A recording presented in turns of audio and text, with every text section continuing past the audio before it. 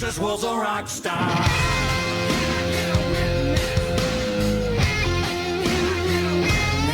With me and say, what I want, all I want is to know you and love you forever. Thanks for coming in. Thank you for having me. That's my resume. Oh, great. We're looking for someone who has a lot of experience in this work. I thought this was an entry-level position. Yes, well, experienced entry level. Experienced is sort of implied. We're looking for someone who's really a team player, but can also work independently as well. So it's really important that the person who fills this role is someone who has a lot of initiative, won't rock the boat, will shake things up, but takes a very cautious approach in making decisions, is a real risk taker, but plays by the rules. We don't like to micromanage around here, but we do require hourly status updates. In fact, I just do it via video chat. I just keep it open. In fact, hey Steve, how are you? Hey, how you doing? All right, we're doing the interview right now. Just wanted to update you on that. Say hi to Steve.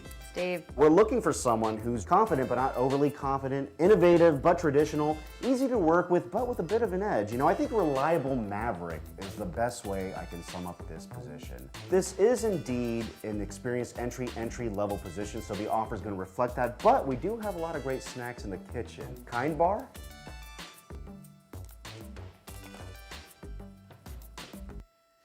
Have you ever tried to work with a leader or boss that gave you mixed signals? Has that ever happened to you? Like you got one direction. For instance, you want to be careful what you manage in business. If you reward a certain behavior, okay, nobody from Marcus Theater is listening, I hope, right? Okay, we pay rent to be here.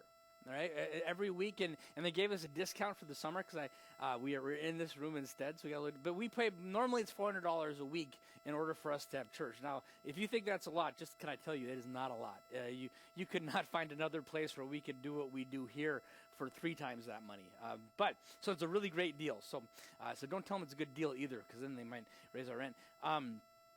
But sometimes a big movie will come out, and sometimes remember when they used to have movies at the same time as church?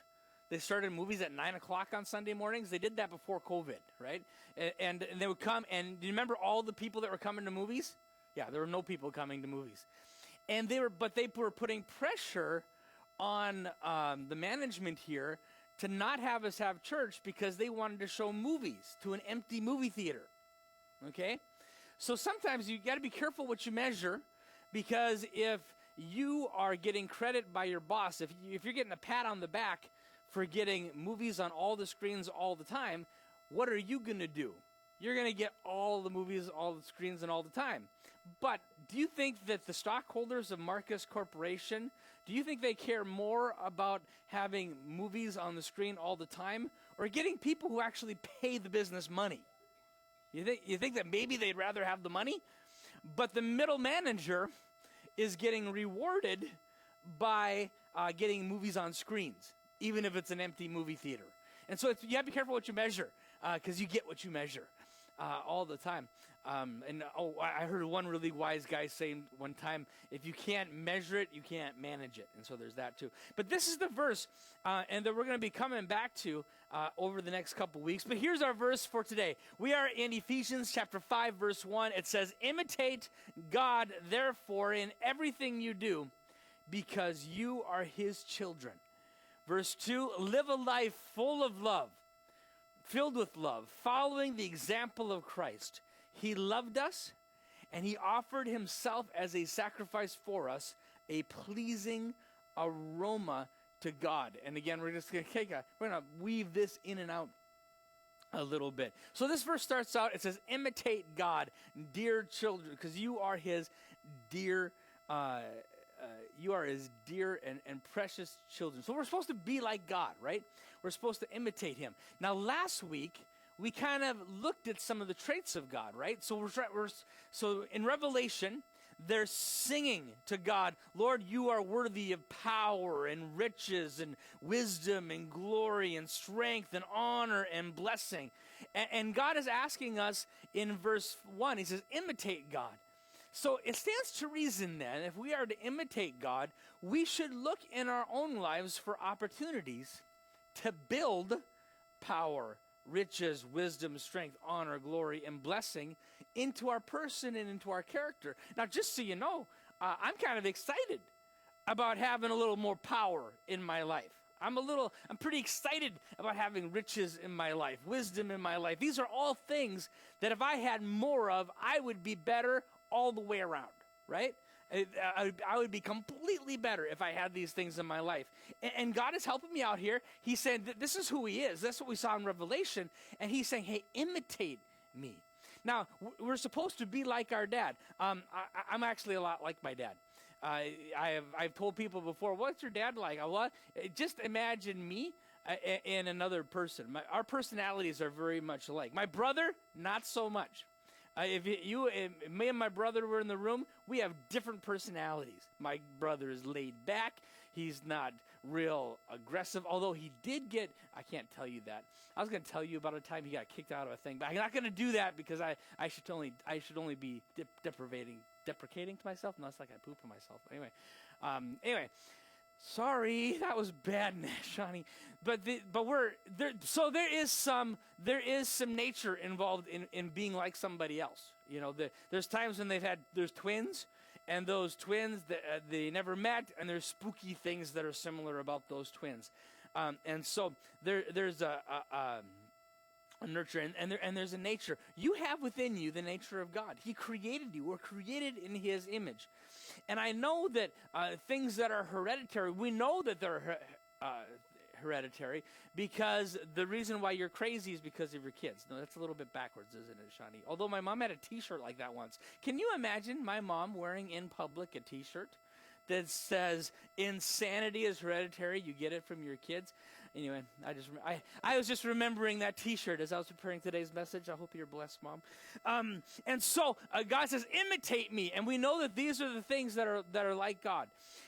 Verse 2, it's to live a life of love, following the example of Christ. Live a life filled with love, following the example of Christ. He loved us, and he offered himself as a sacrifice for us, a pleasing aroma to God. So we have Paul writing this, and he says, be like God, imitate God. And we can see inside of God all of these amazing characteristics, these big things, but it's a little easier sometimes to see God through Jesus because God became a man. We got to see him interact with people. We got to see how he loved. And then Paul is pulling out in this verse, we got to see how Jesus sacrificed, offered himself as a sacrifice for us. And so if we are going to imitate Christ, it's kind of obvious that there's going to come a time when he's going to ask us to sacrifice, to be like Jesus. So how do we imitate Jesus? How do we imitate the God who he bled and he died for us, but that's kind of a tall order. How can we be like Jesus? Well, thankfully, Paul's going to help us out. He helped us out right in this verse. He said, live a life filled with love. So there's a lot in that. You begin to measure things real quick and easy. You know, there's a quick and easy way to do stuff. Sometimes you can look at how you're handling something and you can say, am I handling this in love? Now, handling something in love doesn't mean you're a wimp, right? If you handle your kids in love, sometimes you are firm. Is that right? God loves us. How many of you know that God can be kind of firm sometimes? He can come, he can put his hands on it. So be filled with love. And all that means, be filled with love, following the example of Christ. He loved us, and he offered himself as a sacrifice for us, a pleasing aroma to God. So when we sacrifice for God, it's kind of like the Lord, when we do something and we sacrifice for him, and there was no ego involved. There's a whole lot of church ministry that has ego. Do you know what I'm saying? Like, you like the pats in the back. Oh, your souffle at the potluck was so good. Oh, the song that you sang. Oh, there's a lot of ego in church. especially in food and music. That's why I picked those two examples. A lot of ego in church, and we like to have our ego fed. But when we do something that the ego's gone, like we didn't do it for the ego. Maybe there was, maybe you did something kind for something, and they threw it back in your face and made you feel stupid. Well, that's a good, when you have a good attitude through that, when God asks you to do something, and I think of a good example here. There was one time I brought somebody who, I brought somebody to a retreat, and this person had a disability. And so they couldn't walk very fast. And so we were at this retreat, and we're in a big city. I'm in high school at the time, and we're walking. He couldn't walk as fast as everybody else. And so now we were all teenagers, and teenagers can be dumb. So everybody else was just way ahead, like a block ahead of us. And I was walking with this person, but because they couldn't walk as fast, and they were complaining. It was too cold. It was this, and so so I took off my coat, and I gave him my coat because his coat wasn't as warm, and I thought, and I would rather maybe this was selfish. I'd rather give him my coat than keep listening to him whine. No, that's not quite right. But I was way behind with everybody else, and I'm walking with this person that couldn't walk as fast, and I gave him my coat, and he was complaining because he was homesick and things, and he's like, I need you to bring me home, and I'm like, dude, we're in Winnipeg, I'm not bringing you home, right? And so then to make it really, and I got to tell you about my coat. When I was in high school, right before I got my car, I worked and I saved, and I bought a leather jacket. Now, I don't remember what it cost, but it cost a lot to young Scott. Does that make sense? I saved, and I got this leather jacket. And the coat that I gave him was my leather jacket that I had spent a lot of money on. And we're walking down the street, and all of a sudden I hear, and instead of puking on the street, he was embarrassed, so he puked inside my leather jacket. Right? And see, when you do something, now I lost all of my cred with God for having told you the story, but at the time nobody saw me, nobody knew, nobody cared. He didn't appreciate it, you know. And but when you do that, it's like God just goes, it's good. I love it. He's doing that for me. The ego is out of the way, all the stuff is out of the way. And God just goes, but sometimes at church, we come and we do things that are ego-driven. And good things can start to be ego-driven. And if you want to look for the problem, I'll start here. If you want to look for the problem inside of me, do you know what you almost always find? My ego. I want to be liked. I want you to think I'm cool. I want to be respected. I want people to think well of me. So if you dig into my bad mood, you almost always find my ego. If you dig into a problem or a bad attitude I have, you almost always find my ego.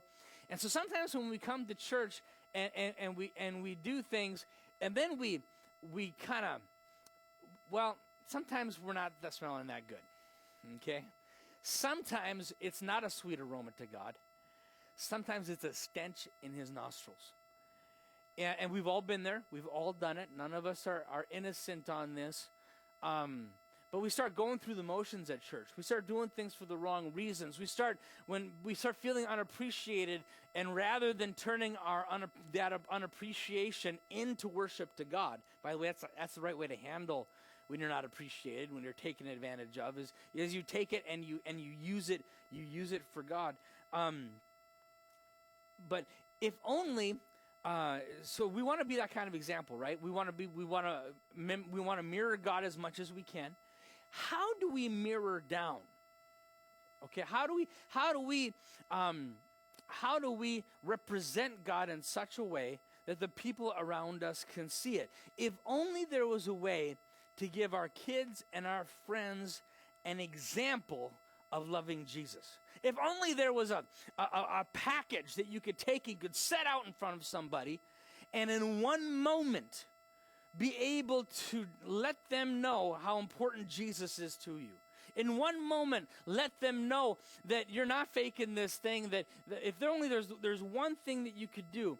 Well, I'm going to skip to the punchline just a little bit because we're going to see this verse a lot in the coming weeks, because it's kind of the bang that Paul has it towards the end of Ephesians. But it's Ephesians 5:19, singing psalms and hymns and spiritual songs among yourselves. In the LEB translation, it says to each other, among yourselves, making music to the Lord in your hearts. And so Paul is saying, and we're going to see a bunch of other stuff in Ephesians 5. It's kind of a to-do list of how to live a right Christian life. We're going to walk through some of that. But the punchline after all of that stuff is, guys, keep singing psalms, hymns, and spiritual songs among yourselves to each other. Now, grab this. If you have just been distracted up till now, I'd give anything for you to get this principle right here. How we speak to one another in worship tells those around us of how we love our God. Well, what does that look like, Scott? Well, say you bring a friend to work. Not a friend to work. That's not. Well, anyway, if you bring a friend from work to church, now you bring that person. Maybe you bring someone from your school. Maybe you bring a family member.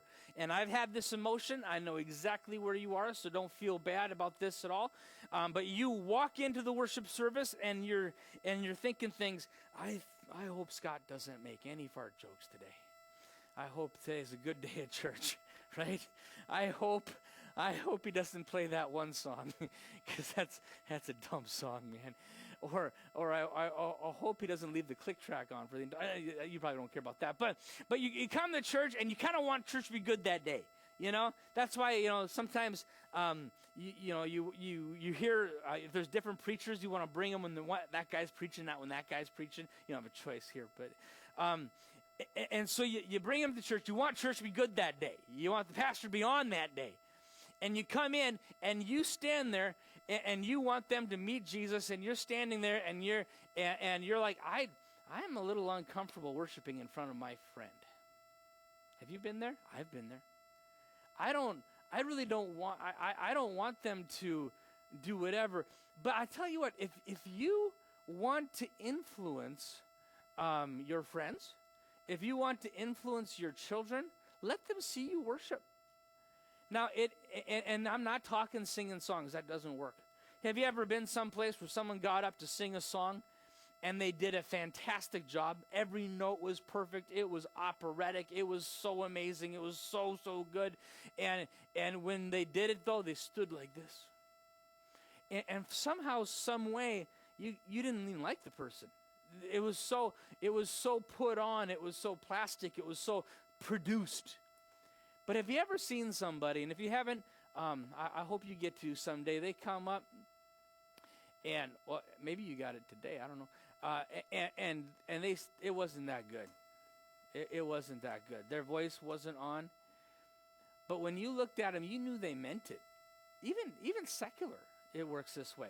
How in the heck did Bob Dylan have any kind of musical career? Authenticity. Authenticity trumps ability. It trumps everything.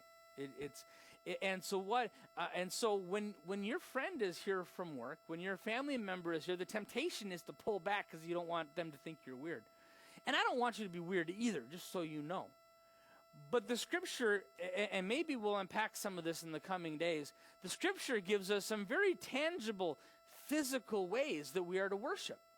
And the Bible's got a lot to say about it. And so our worship, see, when they look at you, they should be thinking, what is he so enamored with? Have you ever been at a church or a conference? I say that at conferences all the time. And they got the worship band. And they've got the guitar player back there. He's got the electric guitar. He's making that thing sing. He's doing it. And you're like, wow, that guy can really play. Or maybe you've been someplace and wow, that guy's an incredible musician. See, I've never been that interested in having incredible musicians on the worship team. Or when back in the day when we had a worship team. that's never been what I want. Is when people come to church, they should look at the people worshiping around them, including the people on the stage, whether it's the pastor or whoever it is. And the goal should never be for them to think the music was awesome. The goal should always be for them to think Jesus was awesome. And that only happens one way. You see, they don't know Jesus yet, you do. And so when you come, even if you are out there today, you are a bigger worship leader than I will ever be to the people around you, especially if somebody knows you. Now, if you come in and it's time to worship and you just sit down during the worship, and don't get me wrong, God doesn't care if you sit or stand, okay? It's your heart that he wants. But if you sit there and take out your phone, and if you kind of do one of these I'm not saying that God's going to judge you. What I am saying is that the people around you, you're sending a signal to everybody around you that this really isn't worth your time. And so even for you out there, when it is time to begin to worship God, that's your moment to touch Jesus. Now you say, well, I just do it all on the inside, Pastor. Okay, great. But that doesn't do any good. That doesn't do any good. Now, and I don't want you to be fake. I don't want you to be unnatural. But you should enter into worship in such a way, whatever that means to you, that it shows on your face. When your team wins a football game, it shows on your face. When you're moved by a touching story, it shows on your face. It's not crazy to expect when you come to church and in corporate worship and you're honoring his awesome power, it ought to show on your face. You can do that. And I told you 2 weeks ago, and this is so, it's still true. And by the way, and you don't have to ever think that I'm checking up on you, because I quit looking at you when I was 16 years old. Is when I quit looking at the audience when it was time to lead worship. Because I'll tell you, almost every audience you look up at when you're standing on this side of the microphone, and you're just dying inside. Would you people please move? And I know some worship leaders, and I didn't want to be this way, and that's why I started closing my eyes. Some worship leaders see that, and all of a sudden they think it's their job to get those people to worship. And then you can be heavy-handed and gimmicky and that kind of thing, and I've never been a big fan of that. So what I'm saying is how we speak to one another. Now, one another, did you know a lot of the worship choruses that we sing are not directly to God? And have you ever heard somebody talk down on that? Oh, I wish we would sing more hymns because those are all singing directly to God. I got a quote I got to share. A big preacher said that. No, they don't, okay? They don't do that. But a lot of our songs do. And that always kind of bothered me because the highest form of worship is what we see in Revelation, right? They're not singing about laying down their crowns. They're just throwing their crowns down and they're saying power, honor, glory, God, God, God. But here Paul is asking us to minister to one another in songs. That doesn't mean that all of us get to sing a special. I am not a big fan of a lot of specials in church, to be honest with you. It's an ego. Anyway, I'm not against them, but sometimes you're doing them just to do them. So I've never even really done them much here. But to get so enamored, so your job when you come into a worship service is not to perform for the people around you. No.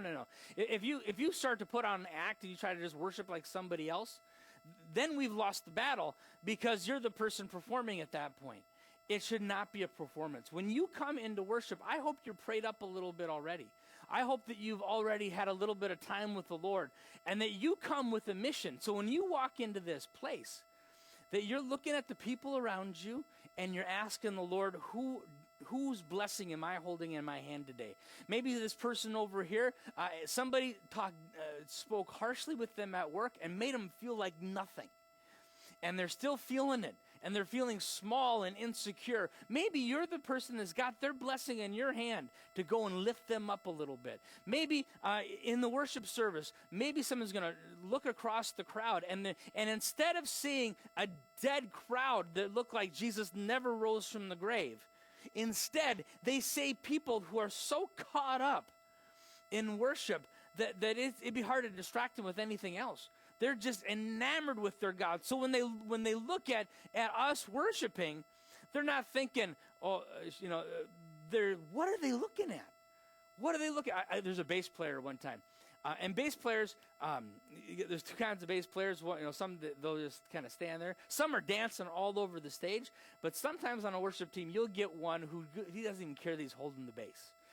And bass is an instrument. You can do a lot of stuff and keep playing the bass. You can do a lot of dancing and be playing the bass. I saw a guy in Bismarck one time, and he was so enamored with Jesus. And he was, it's not specific to bass players, but it could be any member of the team. You can look at a team of people, they're all singing, and you can go, performer, performer, performer. He's having an encounter with God. I'm telling you, you can do it. So when you come to church, I'm asking you to take a minute, because if you want to be like Jesus, a life filled with love isn't going to waste the opportunity you have every Sunday morning. Somebody comes in this place to be filled with love. Now, sacrifice. I highlighted that word again. Why, Scott? Well, because it's going to cost you something. It's going to cost you something because it means you're going to, number one, have to be intentional. Because if you come to church and you're just and you come in, you're gonna talk to the same three people you did last week. You're gonna sit to the same three people, and you're gonna talk about the same things, or you're gonna come late, leave early, and you're gonna just barely get a little bit of church and be gone again. And God bless you. I'll take you any way I can get you. But I think God's got more for us. Where maybe you would come a little bit early, and your antenna's up. And you're looking to love on somebody, and it's a sacrifice because it's so much easier to just grab a cup of coffee and go sit in the corner. Like that's so easy to do. Also, it's a sacrifice in your worship because all of us, we are all insecure. We all feel kind of dumb, especially, now I know I've made some of you uncomfortable, no doubt about it, because you're like, Scott, I'm German, I'm Norwegian. We do not show much. And just so you know, back in the old country, Norwegians, they don't show much either, okay?